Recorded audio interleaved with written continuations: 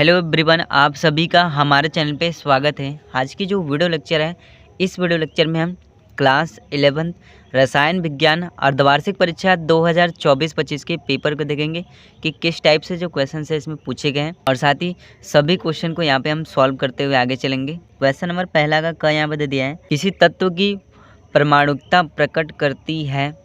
Option number जो D वाला है, तत्व के अणु में उपस्थित परमाणुओं की संख्या, ये वाला इसका राइट आंसर हो जाएगा। इसके बाद क्वेश्चन नंबर ख यहाँ पे दे दिया है, किसी तत्व के 3D उपकोष में 7 इलेक्ट्रॉन है, तत्व का परमाणु क्रमांक है। ऑप्शन नंबर बी वाला 27, ये इसका आंसर हो जाएगा। इसके बाद क्वेश्चन नंबर ग यहाँ पे दे दिया है, निम्न में किसका आकार सबसे बड़ा है। इसमें हम देखेंगे तो RA जो रेडान होता है, इसका आकार सबसे बड़ा है। इसके बाद क्वेश्चन नंबर घ यहाँ पे दे दिया है, शुष्क बर्फ में होता है। तो ऑप्शन नंबर जो डी वाला है, सहसंयोजक आबंध तथा वांडर वाल्स आकर्षण, ये इस तरह से ये इसका आंसर हो जाएगा। इसके बाद क्वेश्चन नंबर अंग यहाँ पे दे दिया है, निम्न में से अधिकतम आयनन एंथैल्पी वाला तत्व है, यहाँ पे बताना है। तो ऑप्शन नंबर बी वाला नाइट्रोजन, ये इसका आंसर हो जाएगा। क्वेश्चन नंबर 4 यहाँ पे दे दिया है, किस यौगिक में ऑक्सीजन की ऑक्सीकरण संख्या +2 है, यहाँ पे हमको बताना है। तो ऑप्शन नंबर डी वाला यहाँ पे डाईफ्लोराइड, ये वाला इसका आंसर हो जाएगा। इसके बाद यहाँ पे क्वेश्चन नंबर दूसरे में आएंगे तो 2-2 नंबर के 4 क्वेश्चन यहाँ पे पूछे गए हैं। जैसे पहला क्वेश्चन यहाँ पे पूछा गया है, ऐसे द्रव्य का नाम बताइए जो द्रव्य की तीनों अवस्थाओं में पाया जाता है। तो इसका आंसर क्या हो जाएगा, पहला जो होता है ठोस, ठीक है, जो बर्फ़ होता है। दूसरा होता है द्रव्य पानी, और तीसरा होता है गैस भाप। इसके बाद क्वेश्चन में ख यहाँ पे दे दिया है, हाइड्रोजन के समस्थानिक यहाँ पे हमको लिखना है। हाइड्रोजन के 3 प्राकृतिक समस्थानिक हैं। पहला जो होता है प्रोटियम 1H, दूसरा होता है ड्यूटेरियम 2H, और तीसरा होता है ट्रिटियम 3H। इस तरह से इसका हमें आंसर राइट करना है। इसके बाद क्वेश्चन नंबर ग में आएंगे तो मेंडलीव के समय कौन से वर्ग के तत्व अगाध थे, यहाँ पे हमको बताना है। वर्ग 18 के सर से इसका आंसर हो जाएगा। इसके बाद क्वेश्चन नंबर घ यहाँ पर दे दिया है, हाइड्रोजन बंध कितने प्रकार के होते हैं, उनके नाम यहाँ पे हमें लिखना है। और हाइड्रोजन बंध 2 प्रकार के होते हैं। पहला जो होता है इंटर मालिकुलर हाइड्रोजन बॉन्डिंग, दूसरा होता है इंट्रा मालिकुलर हाइड्रोजन बॉन्डिंग। इस तरह से इसका हमें आंसर राइट करना है। इसके बाद यहाँ पे क्वेश्चन नंबर 3 में आएंगे तो 2-2 नंबर के 4 क्वेश्चन यहाँ पे पूछे गए हैं। जैसे क्वेश्चन नंबर क यहाँ पे दे दिया है, 52 ग्राम हीलियम में परमाणुओं की संख्या यहाँ पे हमें ज्ञात करना है। तो इसको हम किस तरह से इस क्वेश्चन को सॉल्व करेंगे। इस क्वेश्चन को अगर हम सॉल्व करेंगे तो हमारा दे क्या रखा है, हमको यहाँ पे 52 ग्राम, ठीक है, 52 ग्राम हीलियम में परमाणुओं की संख्या हमको यहाँ पे निकालना है। ठीक है, तो यहाँ पे सबसे पहले हीलियम का परमाणु द्रव्यमान देखेंगे।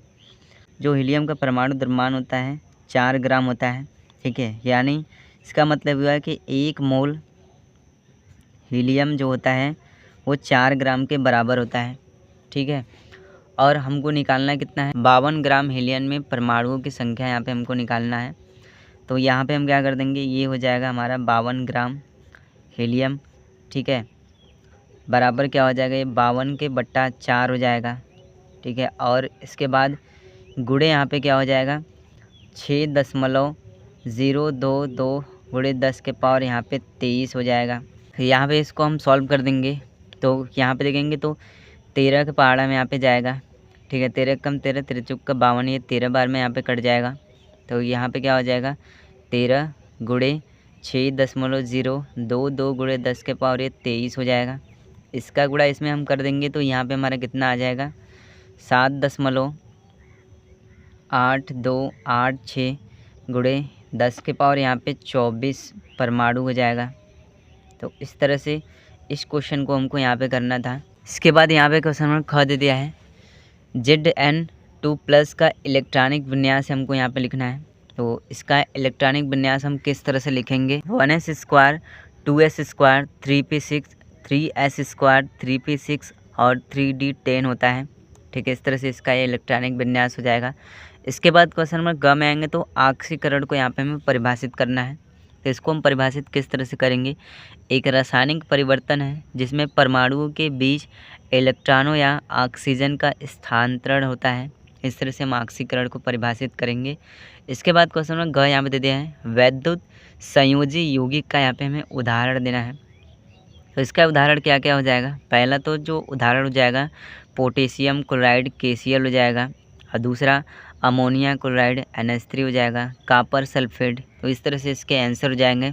इसके बाद क्वेश्चन नंबर 4 में आएंगे तो यहाँ पे 3-3 नंबर के 4 क्वेश्चन यहाँ पे पूछे गए हैं। जैसे क्वेश्चन नंबर 4 का क यहाँ पे दे दिया है, STP पर CO2 के 3.01 × 10⁻20 अणुओं का आयतन क्या होगा, यहाँ पे हमको निकालना है। तो इसको किस तरह से सॉल्व करना है, यहाँ पे मैं इसको सॉल्व करा देता हूँ। सबसे पहले यहाँ पे देखेंगे तो ये 10 के पावर जो 20 है, यहाँ पे 23 होना चाहिए, यानी 23 होना चाहिए। हमें आयतन इसका निकालना है। तो आयतन बराबर हमारा जो फार्मूला होता है, आयतन इज इक्वल होता है मोल संख्या गुणे 22.4 लीटर। ठीक है, ये हमारा फार्मूला होता है। अब यहाँ पे देखेंगे तो हमें दे क्या रखा है। सबसे पहले तो हमें देखिए आयतन निकालने के लिए मोल संख्या का मान पता होना ज़रूरी है। तो मोल संख्या का मान हम किस तरह से निकालेंगे, मोल संख्या का मान निकालने का एक फार्मूला होता है, कैपिटल N इज इक्वल होता है स्मॉल n गुणे यहाँ पे होता है Na। ठीक है, और कैपिटल N से क्या होता है, अणुओं की संख्या होती है, यानी ये जो कैपिटल N होता है इसको हम अणुओं की संख्या बोलते हैं, अणुओं की संख्या। और इसके बाद स्मॉल n जो होता है उसको मोल संख्या बोलते हैं। n बराबर ये होता है मोल संख्या। और इसके बाद जो ये Na होता है इसको हम अवोगाद्रो संख्या बोलते हैं। ठीक है, जिसका मान क्या होता है 6.023 × 10⁻23 होता है। अब इसको हम सॉल्व किस तरह से करेंगे, यहाँ से हम क्या करेंगे, मोल संख्या का मान यहाँ पे हम निकालेंगे। ठीक है, क्योंकि हमें अन्य अवोगाद्रो संख्या के मान हमको पता है, और इसके बाद n जो अणुओं की संख्या है वो भी हमें क्वेश्चन में यहाँ पे दे रखा है 3.0 × 10⁻20। तो यही मान हम यहाँ पे रख देंगे। तो यहाँ से मोल संख्या का मान हमको निकालना है। तो यहाँ पे हम क्या करेंगे, इसको अलग करेंगे तो n के बटा अवोगाद्रो संख्या हो जाएगा। ठीक है, यानी कैपिटल N के बटा Na के इज इक्वल ये n हो जाएगा, स्मॉल n यहाँ पे रहेगा। ठीक है, ये स्मॉल n हो गया। अब कैपिटल N का मान हमको दे रखा है, अणुओं की जो संख्या है 3.01 × 10⁻23 होगा, इसके बटा अवोगाद्रो की संख्या हमको दे रखा है 6.023 × 10⁻23। ठीक है, इस तरह से। तो यहाँ पे क्या हो जाएगा, 10⁻23 से 10⁻23 कैंसिल हो जाएगा। इसके बाद हम क्या करेंगे, 6.023 का भाग इसमें दे देंगे, तो डिवाइड कर देंगे तो n के बराबर हमको यहाँ पे क्या मिलेगा 0.4997। ठीक है, अब इसके बाद n का मान हमको मिल गया, यानी मोल संख्या का मान मिल गया। अब हमारा आयतन आसानी से निकल जाएगा। तो आयतन को यहाँ पे हम निकाल देंगे। तो यहाँ पे क्या हो जाएगा, आयतन इज इक्वल 0.4997 × 22.4 लीटर। ठीक है, इसका यहाँ पे हम गुणा कर देंगे इसमें। तो गुणा कर देंगे तो यहाँ पे हमारा क्या हो जाएगा, बराबर ये हो जाएगा 11.193 आएगा लीटर। ठीक है, और इसको अगर हम शॉर्ट फॉर्म में लिखेंगे तो यहाँ पे क्या हो जाएगा, इस पूरे को 2 अंक बढ़ा के यहाँ पे 1 अंक लिखेंगे 2 हो जाएगा, यानी 11.2 लीटर। और ये हमारा आयतन आ जाएगा। तो इस तरह से इस क्वेश्चन को यहाँ पे सॉल्व करना था। उसके बाद यहाँ पे क्वेश्चन नंबर ग यहाँ पे दे दिया है, ध्रुवीय सहसंयोजी बंध को उदाहरण द्वारा यहाँ पे हमको समझाना है। तो ध्रुवीय सहसंयोजन बंध एक तरह का रासायनिक बंध है जिसमें दो परमाणुओं के बीच इलेक्ट्रॉनों को साझा किया जाता है। इस तरह से इसका हमें आंसर देना है। इसका उदाहरण यहाँ पे क्या हो जाएगा, पहला जैसे HCl हाइड्रोजन फ्लोराइड जिसको HF बोलते हैं। इसके बाद क्वेश्चन नंबर घ यहाँ पे दे दिया है, F ब्लॉक के तत्वों का यहाँ पे हमें लक्षण लिखना है। इसका लक्षण हम किस तरह से लिखेंगे, ये जटिल और भारी धातुएं होती हैं, इनका गलनांक क्वथनांक उच्च होता है, ये रंगहीन आयतन बनाते हैं। इसके बाद यहाँ पे क्वेश्चन नंबर 5 का ख दे दिया है, निम्न पर यहाँ पे हमें टिप्पणी लिखना है, जैसे परमाणु त्रिज्या, इलेक्ट्रॉन बंधुता, तो इनकी वीडियो मैंने अलग से बना रखी है। ग में आएंगे तो ऑक्सीकरण तथा अपचयन में यहाँ पे हमें अंतर लिखना है। तो ऑक्सीकरण में ऑक्सीजन का योग होता है, जबकि अपचयन में ऑक्सीजन का ह्रास होता है। ठीक है, और दूसरा अंतर क्या हो जाएगा, ऑक्सीकरण में हाइड्रोजन का ह्रास होता है, जबकि अपचयन में हाइड्रोजन का योग होता है। ऑक्सीकरण में इलेक्ट्रॉनों की हानि होती है, जबकि अपचयन में इलेक्ट्रॉनों का लाभ होता है। तो इस तरह से इसका हमें आंसर देना था। क्वेश्चन नंबर 6 में आएंगे तो 5 नंबर के क्वेश्चन यहाँ पे पूछे गए, जैसे संकरण किसे कहते हैं, sp, sp2 तथा sp3 संकरण को यहाँ पे हमें समझाना है। संकरण होता क्या है, परमाणुओं के कक्षकों के मिश्रण से नए संकरित कक्षों का बनना संकरण कहलाता है। sp संकरण यहाँ पे क्या होता है, sp संकरण एक s कक्षक और एक p कक्षक मिलकर 2 sp संकरित कक्षक बनाते हैं। sp संकरण वाले अणु रैखिक होते हैं। sp2 संकरण यहाँ पे क्या होता है, एक s कक्षक और 2 p कक्षक मिलकर 3 sp2 संकरित कक्षक बनाते हैं।